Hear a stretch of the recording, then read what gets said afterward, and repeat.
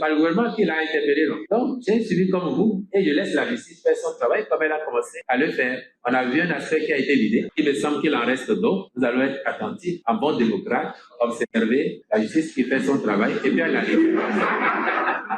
Vous n'êtes pas d'accord? Vous n'êtes pas d'accord? Non, un instant. C'est pour ça que j'ai donné la veille ce quoi. Alors, vous voulez qu'on fasse le parallèle comme Steve Agosso, frère, oui, c'est ça, pour faire le débat. La liberté d'expression, c'est quoi? C'est le droit de dire ce que vous voulez, n'est-ce pas? D'écrire même ce que vous voulez. Et c'est surtout le devoir d'assumer, soit vous justifier, soit vous assumer les conséquences. Vrai ou faux? Vrai ou faux? Vrai ou faux? Entre nous, est-ce que ce que notre collègue, notre ami fait, nous sommes typiquement dans la liberté d'expression, ou nous sommes dans un activisme politique, où à base de calomnie et de médisance, on essaye de déconstruire les autres et de les défaire aux yeux de la société? Dites-moi, cher ami. Pardon, nous sommes dans une hypothèse compte tenu des réactions que j'ai eues. Puisque c'est ça qui vous préoccupe. Donc nous sommes dans l'hypothèse. Je comprends que vous avez passé les questions. Donc on va passer m'enregistrer ce matin et m'enregistrer ce matin et puis amener les questions. Donc, cher ami, je vous ai demandé, si on parle de cette personne, ce compatriote, est-ce que ce qu'il fait, vous appelez ça liberté d'expression qu'on exerce ou vous donnez un autre nom à ça? Si vous pensez que c'est liberté d'expression, je vous prierai de mettre votre nom à la place du nom des différentes personnes que cette chronique met en ligne. Mettez-vous à la place du professeur Sosa. Mettez-vous à la place du cadavre de Roger Bayonville. Ne parlez pas de Philippe Mbedi. Moi, en acceptant cette fonction, je considère que j'ai fait don de ma personne, de mon honneur, et qu'on peut dire tout ce qu'on veut parce que ça va. Mettez-vous à la place du président Talon, du professeur Diobenou, de tous les autres. Parce qu'il ne s'agit pas de critique. Si c'est la critique, j'achète. Moi, je veux qu'on nous critique. C'est pour ça qu'on m'a dit que des acteurs de l'opposition sont là. J'ai dit, je viens, je prends vos questions. Si c'est des critiques, je suis le premier défenseur de l'esprit critique. Et moi, j'ai fait ça en tant que journaliste. J'ai fait ça tout le temps. Rassurez-vous. Et moi, j'étais un vrai Béninois sans peur, un compatriote sans reproche. Je peux vous le dire sans fausse prétention, et je n'ai jamais fui, même en étant dans le journal de service public, j'ai eu une plume critique et j'assumais mes positions. J'ai écrit Sandal Souyali, Yahi était au pouvoir. Elle a envisagé de me mettre en prison, de me faire un procès, mais j'avais les preuves dans mon livre, une cinquantaine de pages de preuves. Imparable. Et malgré ça, j'étais préparé à l'idée d'aller en prison. Une ambassade de la place à Cotonou m'a appelé, on m'a donné le visa pour dire on te donne tu chez nous. 3 ans renouvelables. J'ai dit je ne veux pas de Cotonou. Mais là, c'est ça le citoyen sans peur. Le gouvernement actuel aurait battu des records d'emprisonnement des jeunes. Heureusement que quand je regarde ici, je ne suis pas le plus vieux. Il n'y a que des jeunes, mais ils ne sont pas en prison. Pourtant, il y en a sur les réseaux qui m'insultent tous les jours. Et c'est le président. Ils ne sont pas en prison. Les gens qui ont été en prison, qu'est-ce qu'ils ont fait? Et c'est le débat que nous n'osons pas faire. Nous disons que nous sommes en démocratie. Est-ce que la démocratie, est-ce que la liberté d'expression, c'est le droit d'insulter l'autre, de le calomnier, d'inventer des choses sur lui, en prétextant que c'est la liberté d'expression? Je vous donne un exemple. Il y a des gens ici, je connais à peu près, en tout cas ceux qui sont influents sur les réseaux, j'en connais un certain nombre. Il y a quelques mois, vous avez vu des influenceurs qui sont passés ici. J'ai lu tout ce qu'on a écrit. Même quand les gens sont derrière les pseudos, on a les moyens de savoir qui est derrière. On m'a insulté, on a pris l'argent pour amener d'autres personnes, les gens qui sont là. Aujourd'hui, je peux vous dire, quand vous êtes là de toute tendance, et moi je vous parle du cœur, je ne sais pas faire autre chose. Les activistes que vous avez vu venir ici, je n'ai pas mis un franc. Le gouvernement du Bénin n'a pas mis un franc, si vous me croyez. C'est des gens qui se sont rencontrés à Abidjan, autour de la table.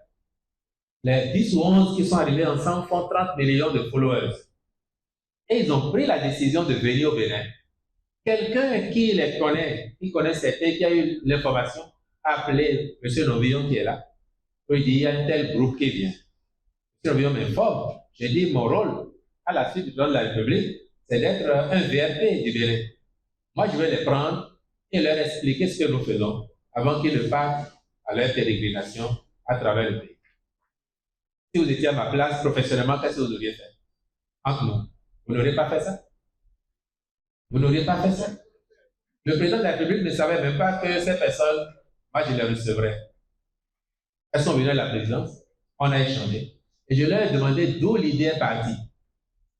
Il y a une dame qui était leur responsable. Elle m'a dit, moi j'ai un tour opérateur. Et j'ai observé une chose. Jusqu'à il y a 2 ans en arrière, ma clientèle sur le Bénin représentait à peu près 3% de mon portefeuille. Mais depuis 2 ans, il y a une dynamique et cette clientèle représente au moins 15% de mon portefeuille. Donc, c'est qu'il y a quelque chose qui se passe dans ce pays. Nous irons voir. C'est ce qui les a amenés ici. Mais comment vous avez planifié? Ils ont eu du sponsoring. Ils ont habité à Pôme. Vous pouvez aller à Pôme leur demander. Pôme était leur partenaire pour l'hébergement. Ils m'ont dit on ne paye pas.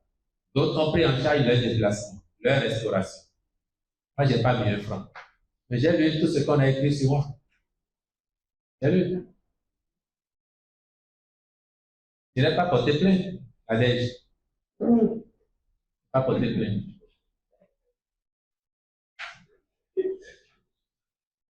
C'est vrai, c'est la réalité. Donc, pour Nadège, les jeunes qui sont là-bas, il faut leur dire d'être corrects et à défaut d'assumer leurs responsabilités.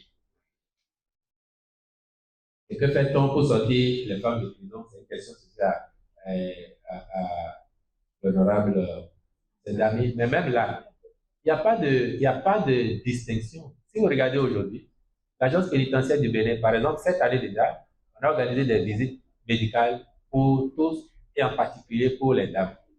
Est-ce que vous savez que ça, ce n'est pas les choses que je mets dans le compte rendu du conseil? Je vais vous dire. Jusqu'en 2016, les prisonniers, ils avaient un repas approximatif par jour. On a amélioré la situation. Je ne vais pas vous dire combien de milliards ça coûte, mais au moins aujourd'hui, le repas qu'ils ont, c'est valeur 600 francs. Avant, c'était 200 à 300. La valeur du repas, c'est 600 francs. Et on fait au moins en sorte qu'ils aient 2. Donc, vous voyez bien que ce n'est pas l'inhumanité là-bas et qu'on s'occupe aussi, parce que ce sont nos concitoyens. Ce sont nos concitoyens. Et les circonstances de la vie peuvent faire que les gens se retrouvent là-bas. Ce sont des hommes et on ne peut pas les négliger. Mais est-ce que nous avons au Bénin une prison de luxe pour certaines catégories de personnes et des prisons pour d'autres catégories? C'est les mêmes prisons pour tout le monde. Donc les conditions, elles sont les mêmes. Et ce que nous mettons en place, tous ceux qui sont assujettis à cela, ils en bénéficient. Maintenant, si vous connaissez des gens qui sont en prison, mais vraiment parce que c'est de façon injuste, ils n'ont rien fait. Même nous, donnez-nous les cas. On va intervenir pour dire, allez fouiller ces personnes, vraiment, ils n'ont rien fait et puis on les a mis en prison. Je ne crois pas. Je ne crois pas. Pourquoi il a fallu lutter contre les Caïmans au Bénin? Il est arrivé un moment au Bénin où les cartes bleues que les banques nous donnaient ne pouvaient être utilisées que comme des cartes débiteurs dans les distributeurs de chez nous. On ne pouvait pas voyager avec. Le Bénin était interdit dans le monde entier. Nous ne pouvions pas aller faire des achats en ligne. Nous ne pouvions pas faire des achats, rester au Bénin, commander sur Amazon, rester au Bénin, commander sur un site, même un site de la sous-région.